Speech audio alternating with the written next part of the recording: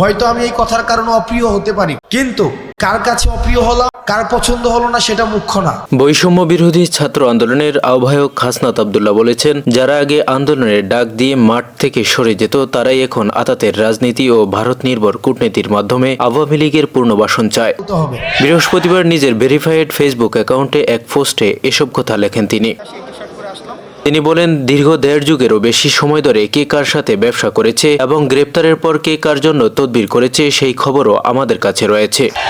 অপর এক পোস্টে মির্জা ফখরুল ইসলাম আলমগীরের দিকে ইঙ্গিত করে তিনি লেখেন, বিএনপির একজন সিনিয়র নেতা আওয়ামী লীগের সাথে দলটির কোনো দ্বন্দ্ব না থাকার কথাও অকপটে বললেন, অথচ তিনি ভুলে গেলেন আওয়ামী লীগ বাংলাদেশের রাজনীতিতে ফ্যাসিজম কায়েম করেছে, গুম খুন ও গণহত্যা করে দেশকে অরাজকতার শীর্ষ চূড়ায় নিয়ে গিয়েছে। এসব অন্যায় অনাচার ও জুলুম নিপীড়নের দায় এড়িয়ে তিনি আওয়ামী লীগকে রাজনৈতিক ব্লাঙ্ক চেক দিতে বিন্দুমাত্র দ্বিধা করলেন না।